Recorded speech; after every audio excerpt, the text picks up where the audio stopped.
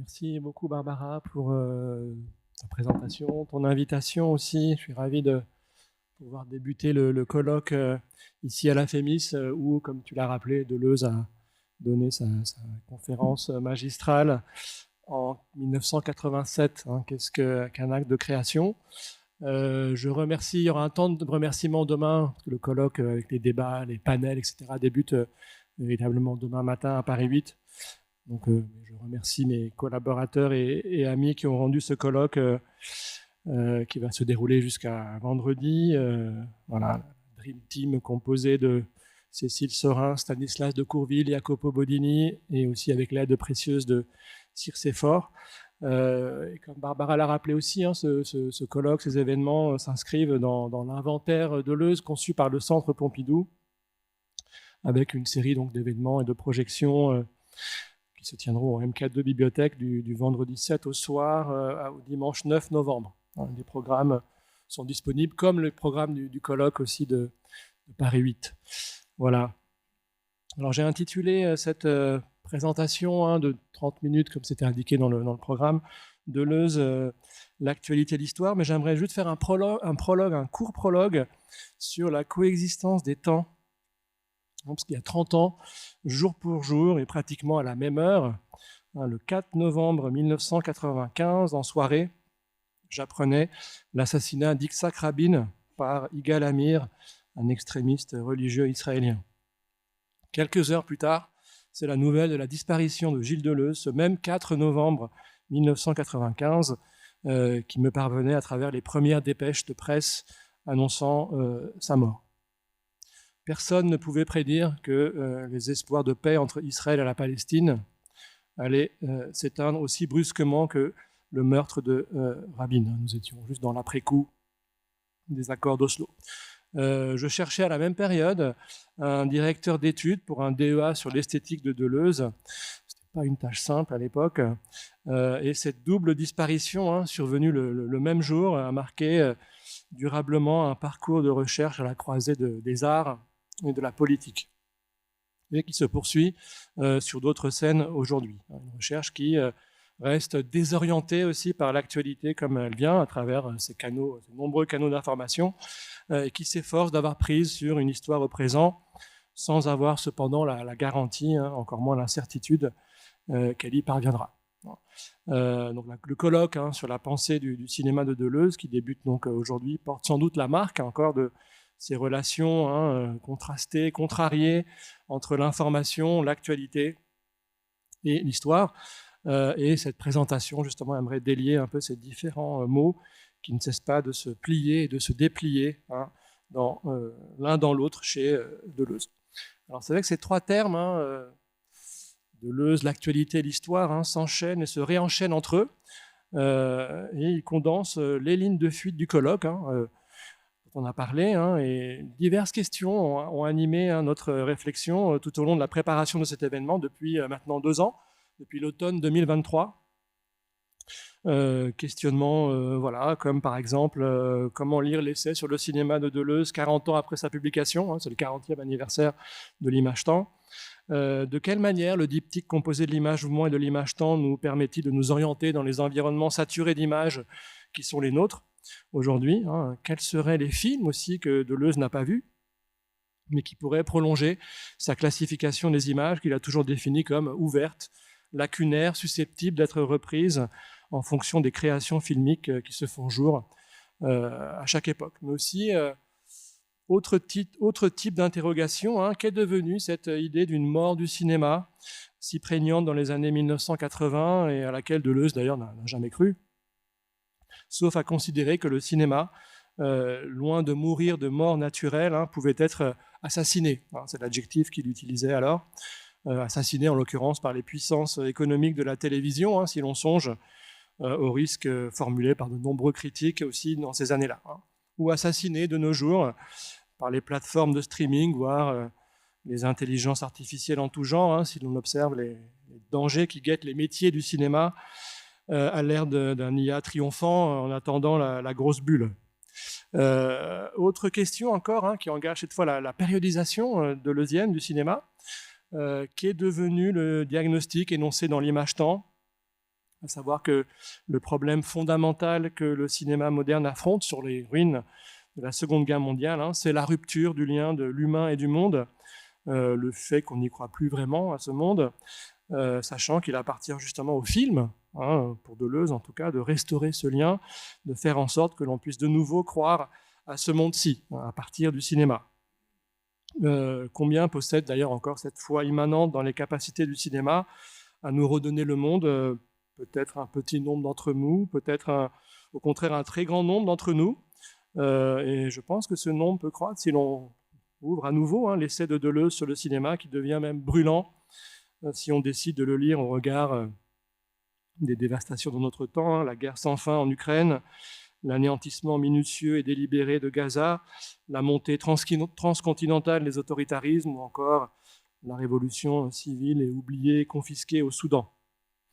Le colloque aimerait œuvrer pour une lecture de Deleuze qui cherche dans les films une lumière pour construire une autre séquence historique, depuis le cinéma, avec le cinéma et par-delà le cinéma.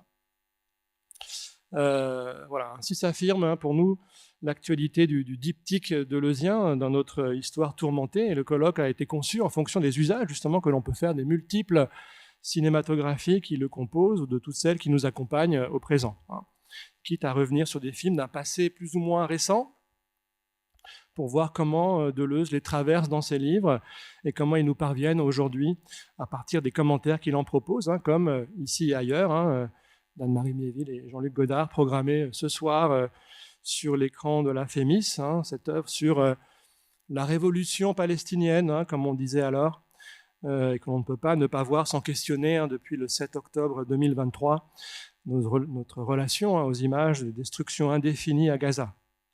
Y compris en adoptant un rapport distancié à un film sorti sur les écrans en 1976, en apparence loin de notre actualité. J'y reviendrai dans la dernière partie de cette présentation. Alors, actualité, c'est un mot qui a un sens assez précis chez Deleuze, même très précis. Il est indissociable de sa conception de l'histoire, que j'examinerai brièvement. Deleuze s'inscrit dans une lignée de philosophes qui, d'après Michel Foucault, mettent en contact la pensée et l'actualité. Foucault, lui, fait remonter cet agencement à Kant, qui écrit en 1784 un bref article intitulé « Qu'est-ce que les Lumières ?» Was ist Aufklärung ? Nous sommes 5 ans avant la Révolution française, et dans un commentaire de ce texte paru en 1984, Foucault écrit ceci. Dans ses autres textes sur l'histoire, il arrive que Kant pose des questions d'origine ou qu'il définisse la finalité intérieure d'un processus historique. Dans le texte sur l'Aufklärung, la question concerne la pure actualité. Il ne cherche pas à comprendre le présent à partir d'une totalité ou d'un achèvement futur, il cherche une différence. Quelle différence aujourd'hui introduit-il par rapport à hier ? Et c'est cette différence, cet écart, cette rupture qui définit positivement l'actualité selon Foucault. Il est manifeste que Deleuze, dans une optique aussi nietzschéenne qu'il partage avec lui, adhère à une conception que l'on pourrait qualifier d'intempestive de l'histoire. Qu'est-ce que ça veut dire ? Deleuze évoque cet adjectif dans un entretien paru en 1986, au moment où il fait paraître sa monographie sur Foucault. Voilà ce que dit et ce que déclare Deleuze. L'histoire est ce qui nous sépare de nous-mêmes, ce que nous devons franchir et traverser pour nous penser nous-mêmes. Ce qui s'oppose au temps comme à l'éternité, c'est notre actualité. L'actualité, c'est aussi bien ce que Nietzsche appelait l'inactuel ou l'intempestif. C'est ce qui est in actu. La philosophie comme acte de la pensée. Donc la tâche de la pensée, selon Deleuze, c'est de se placer à cette bordure où une discontinuité ou une faille apparaît dans l'histoire, une faille qui est aussi bien une contrainte à laquelle on se confronte, pour le pire, trop souvent, mais aussi pour le meilleur, il ne faut jamais l'oublier. Et suivant une formule de Nietzsche qui vaut pour toute l'œuvre de Deleuze, y compris ses volumes sur le cinéma, il s'agit d'agir contre le temps et ainsi sur le temps en faveur, je l'espère, d'un temps à venir. Alors l'intempestive dans l'actualité, ou l'actualité comme intempestive, c'est un devenir qui fait bifurquer l'histoire, comme le dit aussi Deleuze, mais aussi un diagnostic sur cet inconnu qui frappe à la porte. Cet inconnu, qu'il soit inquiétant ou libérateur, il faut le voir, il faut parvenir à le voir. Ce n'est pas facile, ce n'est pas simple, d'autant que nombreuses sont les forces qui nous empêchent précisément d'exercer notre faculté de de voir et par là même de penser, comme les actualités, au pluriel cette fois. Il faudrait relire tout ce que Deleuze écrit sur le système de l'information, comme règne des faux problèmes, les faux problèmes qui est aussi la faculté de la bêtise pour Deleuze, et comme caisse de résonance des mots d'ordre qui façonnent notre perception de l'histoire présente. C'est aussi le grand souci de Godard et Miéville dans Ici et ailleurs, on le verra tout à l'heure. Alors ce rôle de la vision, dans notre relation contrariée avec l'actualité est d'autant plus importante qu'elle connaît une transformation chez Deleuze avec les livres sur le cinéma. C'est une nouvelle figure esthétique qui apparaît, qui s'agence peut-être à l'intempestif, c'est celle du voyant ou de la voyante, qui parcourt tout l'image-temps en vue de restaurer cette rupture de notre lien avec le monde que j'évoquais plus haut. Cette restauration se fait à la limite de ce que notre regard peut supporter, par-delà les systèmes d'évidence visuelle qui nous séparent des vrais problèmes. Et Deleuze prend l'exemple des personnages interprétés par notamment Ingrid Bergman dans les films de Rossellini, Catherine dans Stromboli, Irène dans Europe 51, Catherine Joyce dans Voyage en Italie. Et à chaque fois, comme l'écrit Deleuze dans une formule assez synthétique, comme ça, dont il a le secret, elle découvre quelque chose d'insupportable, au-delà de la limite de ce qu'elle peut personnellement supporter. C'est un cinéma de voyants, non plus d'action, mais en atteignant justement cet insupportable ou cet intolérable, dira aussi Deleuze, on retrouve paradoxalement ce lien avec le monde qui avait été rompu, comme une prise sur le présent pour sauver quelque chose en lui autant qu'il est possible. Et dans ce sens-là, le voyant correspond à une figure assez positive, et il sert parallèlement d'intercesseur pour révéler le contexte historique dans lequel Deleuze écrit son essai sur le cinéma, car l'image-temps, en plus d'être un livre sur la modernité du cinéma, dresse indirectement un constat par rapport à une époque, celle des années 80, avec laquelle Deleuze, c'est le moins que l'on puisse dire, n'est pas à l'aise.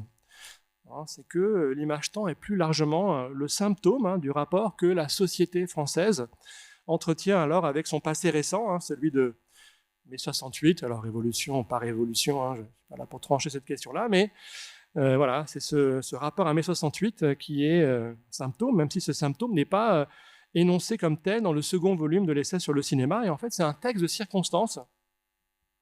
Mai 68 n'a pas eu lieu, coécrit en 1984 avec Félix Guattari, qui fonctionne comme le diagnostic justement de ce symptôme.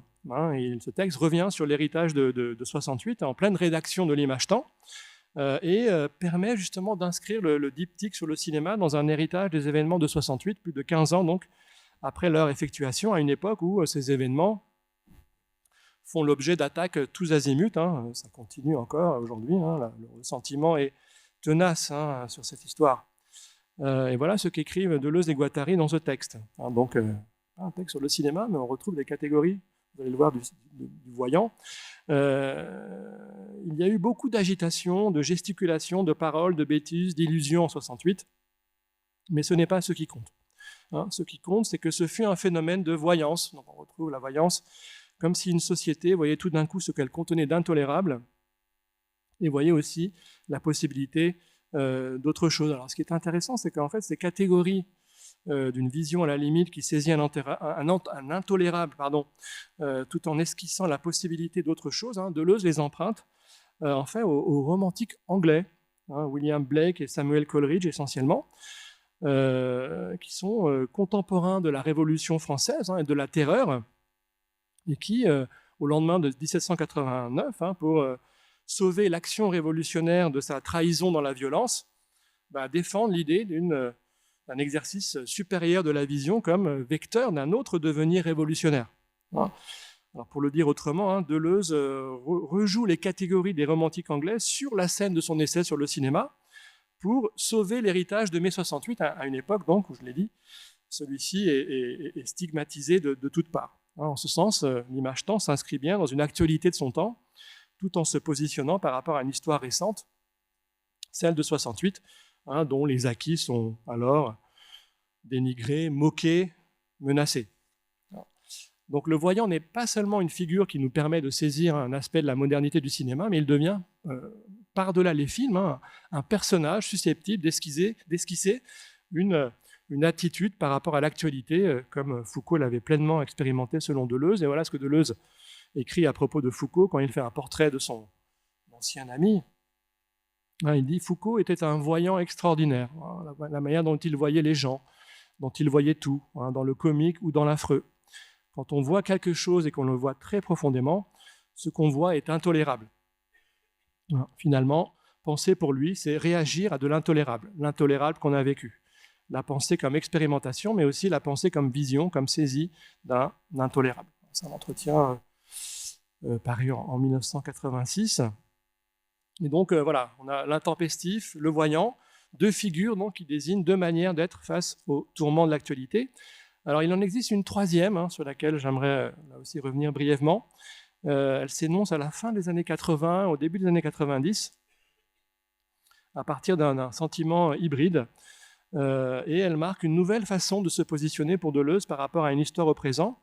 Et elle naît d'un chapitre de Primo Levi intitulé « La honte », que l'on trouve dans l'un de ses derniers livres, livre magnifique, Les naufragés et les rescapés, paru en 1986.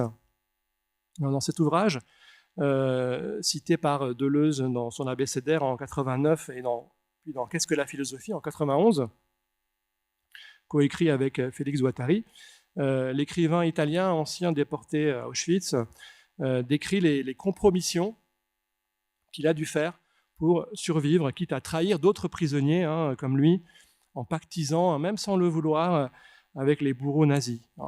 Et en découle cette honte d'être un homme, c'est l'expression que Deleuze reprend à Primo Levi, qui est un sentiment composite, comme le rappelle Deleuze. La honte, je cite Deleuze, une note où il essaie de préciser ce sentiment, honte que des hommes aient pu faire cela, honte que nous n'ayons pas pu l'empêcher, honte d'y avoir survécu, honte d'avoir été avili ou diminué. Alors ce sentiment de honte, Deleuze dit qu'on peut également l'éprouver par-delà les situations extrêmes, rapportées par Primo Levi, dans le plus quotidien de nos existences, dans des conditions insignifiantes, comme il le dit dans Qu'est-ce que la philosophie, devant la bassesse et la vulgarité d'existence, devant les valeurs, les idéaux, les opinions de notre époque, ou encore dans le rapport de désespérance que l'on peut entretenir avec notre actualité. Alors si l'on revient justement à notre histoire contemporaine, on peut se demander qui n'a pas éprouvé cette honte d'être un homme devant les conditions de vie extrêmes à Gaza, dont nous sommes les spectatrices et spectateurs impuissants depuis plus de 2 ans maintenant. Alors c'est un sentiment diffus, composite justement, comme l'écrit Deleuze, qui parcourt sans doute chacune et chacun d'entre nous différemment.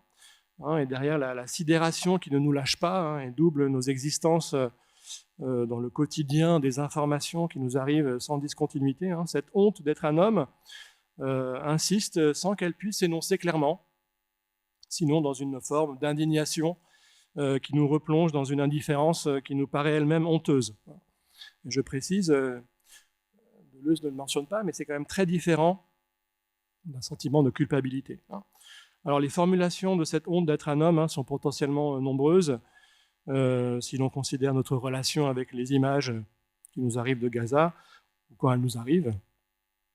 Par exemple, honte qu'un gouvernement d'un État démocratique exploite une des plus grandes tragédies de l'histoire pour bafouer à son tour méthodiquement les droits humains des Palestiniens. Honte que les propriétaires des outils technologiques que nous utilisons au quotidien participent eux-mêmes à la destruction d'un peuple, mais aussi, peut-être plus prosaïquement, mais non moins intensément, honte que des connaissances plus ou moins proches postent des images de la famine à Gaza et le lendemain postent sur leurs mêmes réseaux sociaux des gros plans d'assiettes joliment décorés.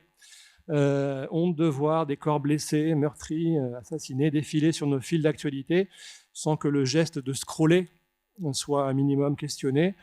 Ou encore honte de se retrouver devant le spectacle d'une situation génocidaire sans que ce spectacle nous donne les conditions de l'arrêter.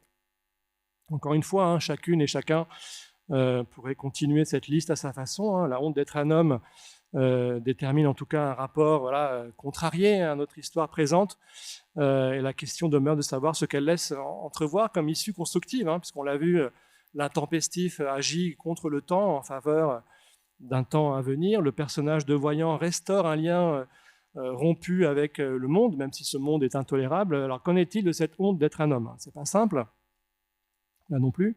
Et dans le passage où il cite Primo Levi, Deleuze et Guattari soutiennent que, je les cite, nous ne nous sentons pas hors de notre époque. Au contraire, nous ne cessons de passer avec elle des compromis honteux. Et pourtant, dans un contre-pied argumentatif significatif, ils ajoutent que ce sentiment de honte, je les cite, est un des plus puissants motifs de la philosophie. C'est étrange comme affaire, mais c'est ce qu'ils disent en tout cas. Je n'ai pas le temps de développer ce point, mais en découle une société des frères, une société des sœurs, indissociable d'une politique de l'amitié, une société politique en apparence paradoxale, car ses amis, dans une perspective aussi inspirée de Maurice Blanchot, sont fondamentalement fatigués.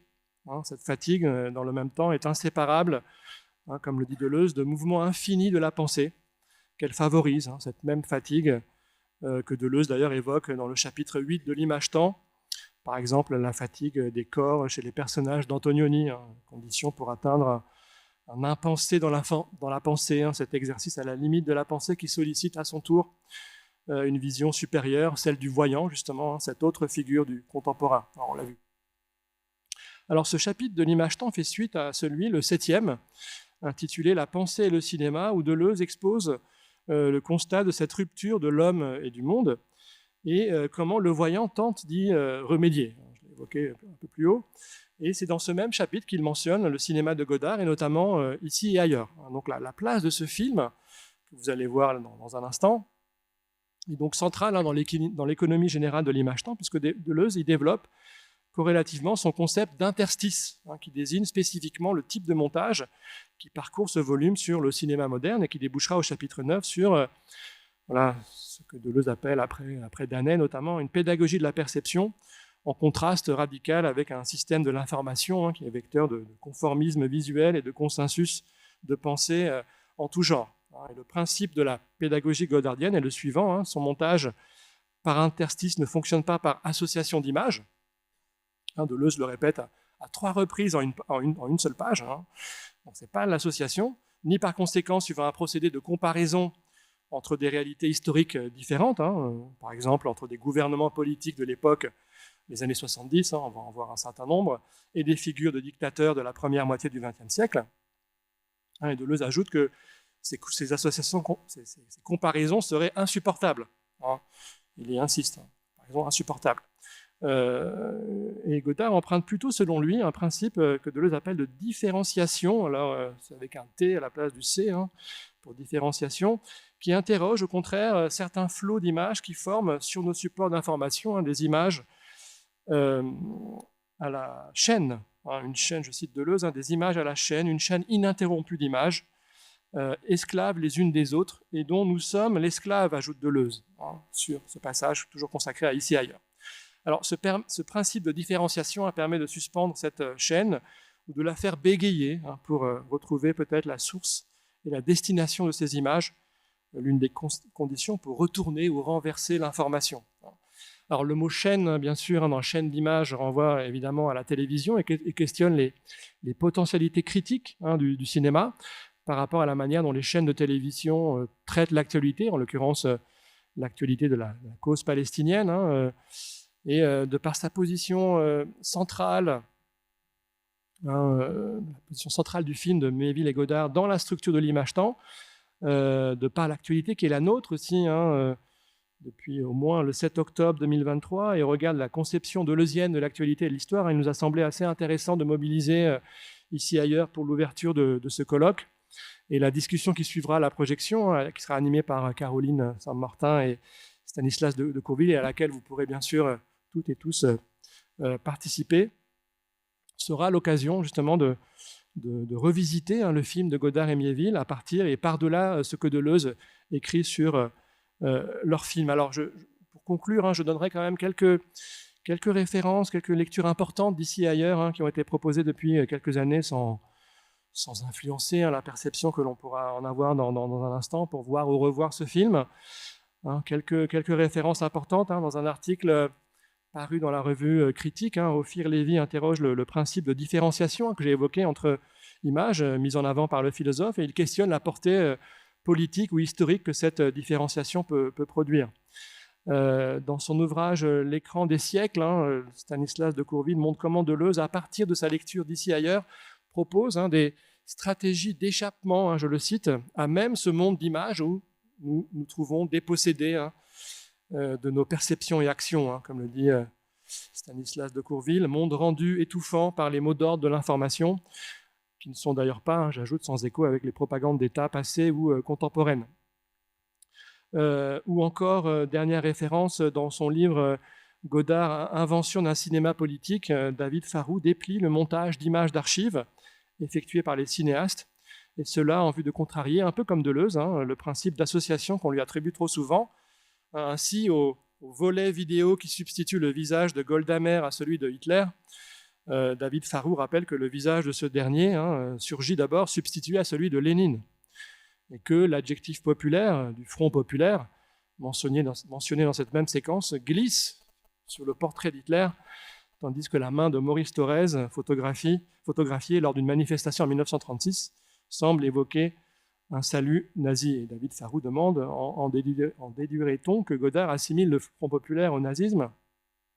Donc autant de lectures qui rencontrent de près ou de loin les hypothèses développées par Deleuze dans l'image-temps et que nous pourrons relancer lors de cette discussion qui suivra la projection.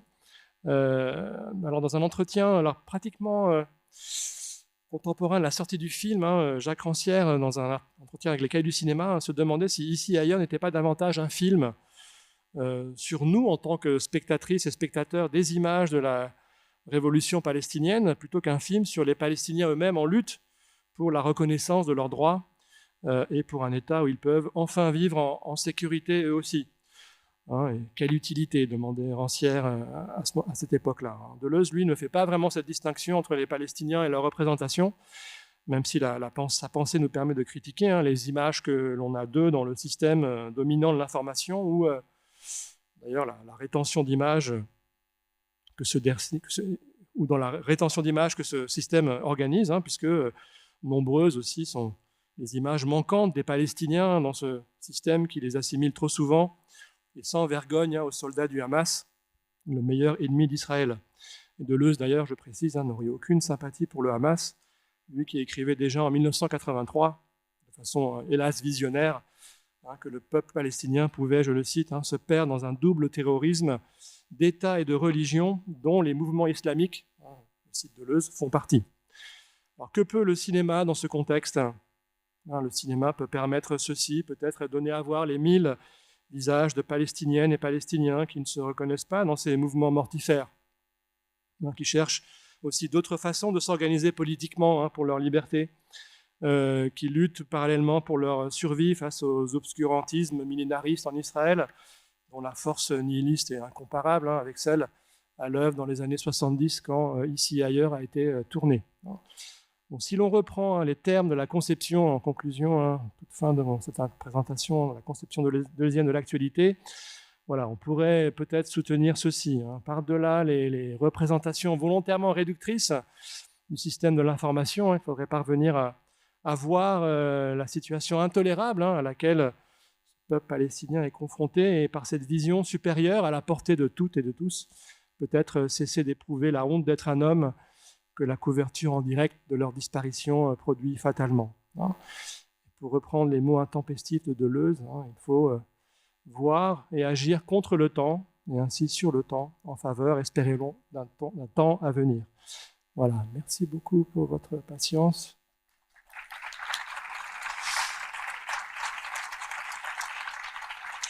Et donc, nous allons voir le film de Godard et Miéville qui dure 54 minutes. Et après, on enchaîne immédiatement, bien sûr, et après, on aura donc la discussion avec vous.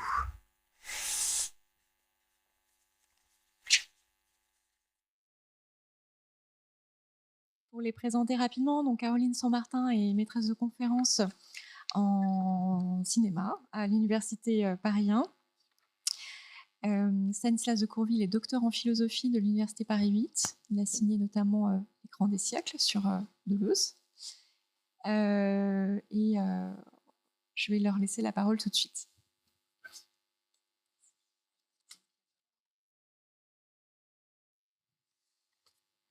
Bonsoir. Donc, on est très heureux d'être là et de pouvoir discuter avec vous de ce film. L'idée, c'était d'en discuter ensemble et échanger sur ce qu'on a vu ou revu, ou peut-être ce qu'on a appris à voir. Et puis, il y avait peut-être, pour lancer un peu la discussion, quand on a réfléchi à quel film pouvait ouvrir le colloque. En fait, ce film est venu assez naturellement, et peut-être, Stanislas, est-ce que tu peux nous en dire un mot? Pourquoi ce film? Pourquoi ce film dans le cadre d'un colloque qui revient sur la pensée de Deleuze et du cinéma? Et il y avait une genèse aussi dans ce film-là, dans la réflexion de Deleuze autour du cinéma.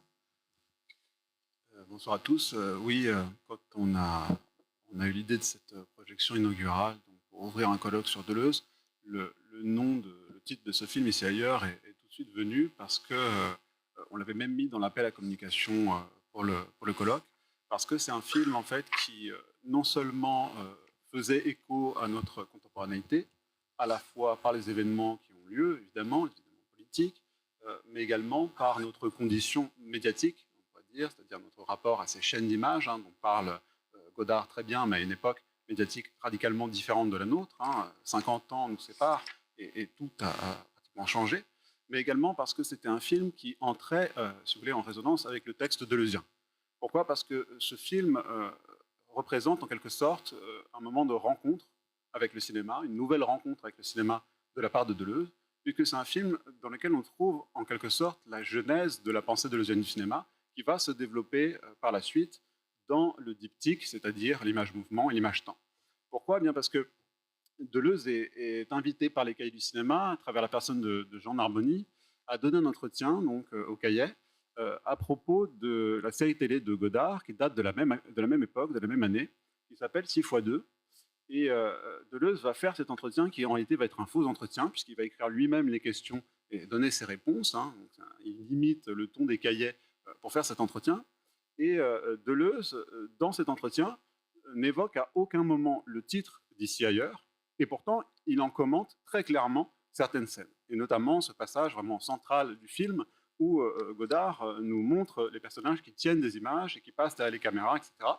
Et dans ce texte, qui s'appelle donc 3 questions sur 6x2, Deleuze va esquisser le diptyque à venir, c'est-à-dire esquisser ce qui va devenir l'image-mouvement et l'image-temps, à travers des propos notamment sur la proximité qu'il va découvrir entre le cinéma et le premier chapitre de Matière et Mémoire, un monde d'images où les images n'ont pas de primat les unes sur les autres, un monde où les images fusent en tous sens, et où soudainement peut apparaître une subjectivité. Il parle de sujets, des sujets apparaissent, et viennent limiter ce que sont les images en captant uniquement certains aspects.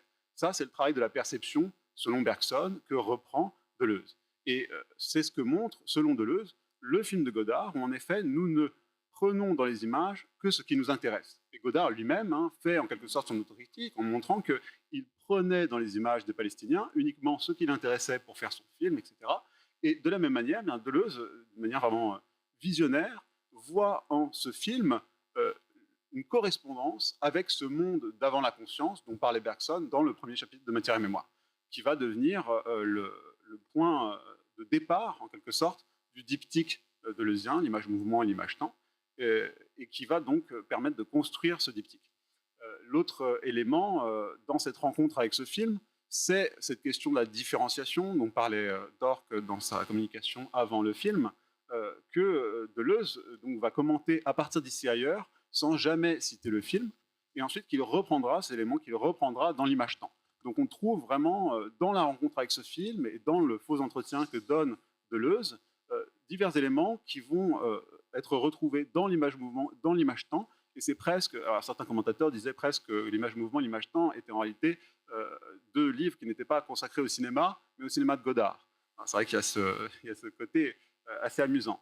Il faut savoir qu'il y a un jeu d'influence également présent entre ce film, entre Godard et Deleuze, puisque cette notion même de chaîne d'images qu'on trouve dans le film et que reprend Deleuze dans 3 questions sur 6x2, en réalité, il est bien possible que ce terme vienne de Deleuze lui-même et qu'il lui revienne en réalité à travers Godard.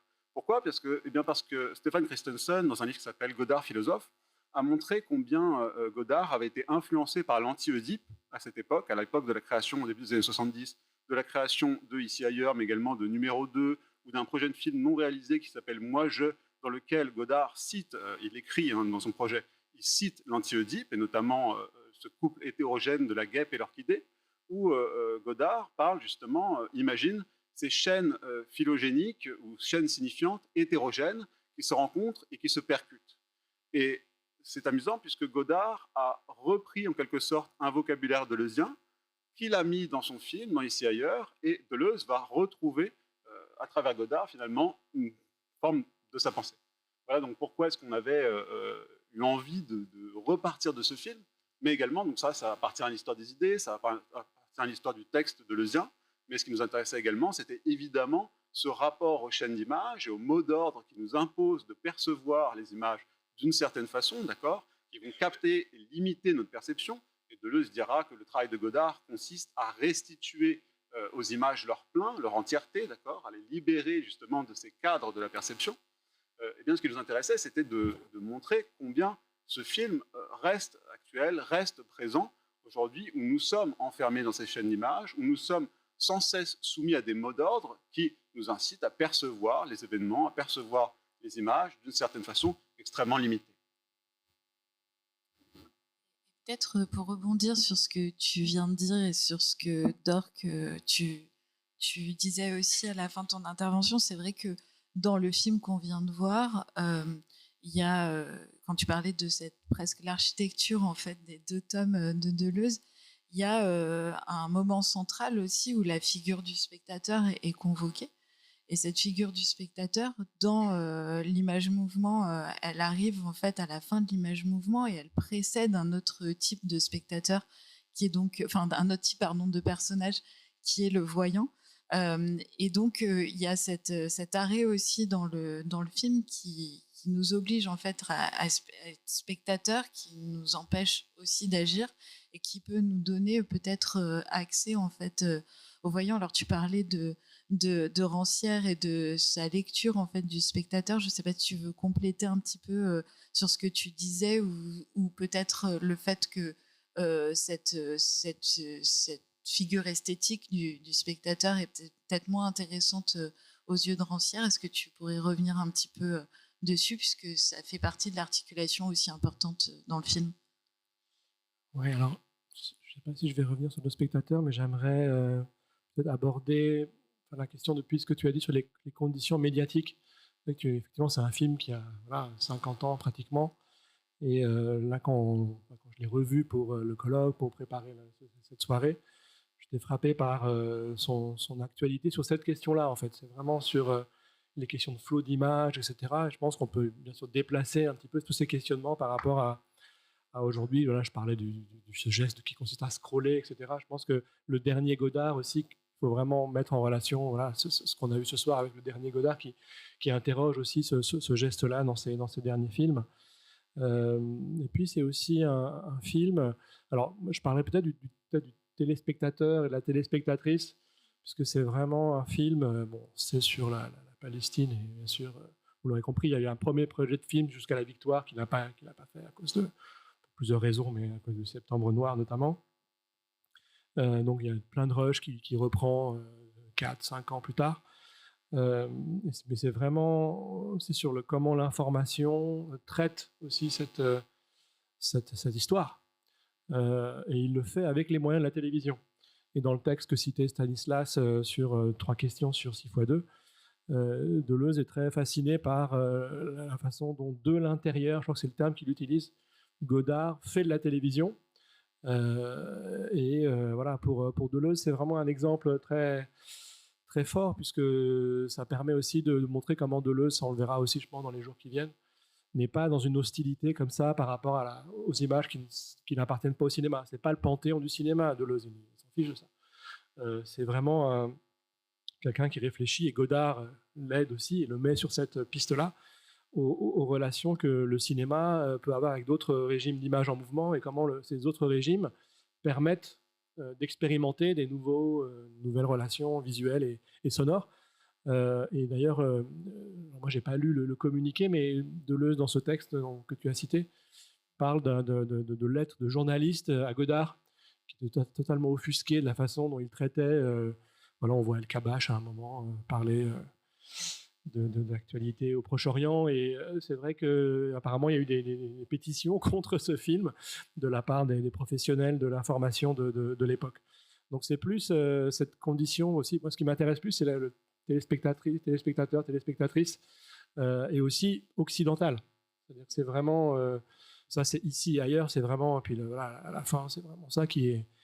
C'est voilà, c'est nous en Occident qui regardons au loin la Palestine.